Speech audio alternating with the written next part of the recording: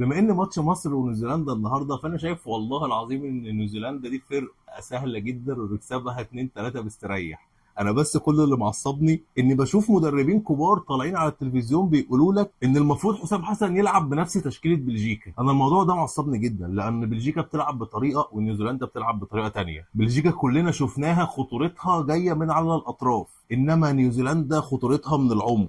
فانتوا ازاي عايزيننا نلعبوا بنفس الطريقه؟ ادينا شفنا دوكو لما نزل في العمق بقى فيه هجمات خطيره علينا. الطبيعي واي مدرب هيفهم كوره هيحاول يقفل العمق مش يقفل الاطراف، وما ينفعش تلعب بنفس خطه بلجيكا نهائي. الاسامي هي ولكن التوظيف ما ينفعش يبقى هو. انت دلوقتي لازم تمسك نص الملعب ولازم تمسك الكره الثانيه، وكمان هم في التحولات بيعتمدوا على واحد سريع بياخدها جري من نص الملعب بس. فانت لو قفلت له الحته دي والله العظيم نكسبهم 2 3 مستريح. وهم كمان دفاعهم وحش جدا، وكمان ما بيضغطوش. الدفاع بتاعهم بيحلق ما بيضغطش، وكمان لما بيرجعوا ما بيرجعوش بسرعه. فوالله العظيم فرقه تعبانه، وفرقه ممكن نكسبها 3 وممكن نكسبها 4 كمان.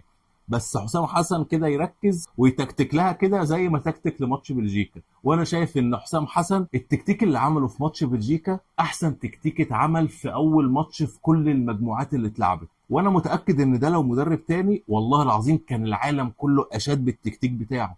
انما هو المشكله انه مين؟ حسام حسن اللي حارق ناس كتير مش عارف ليه. السلام عليكم.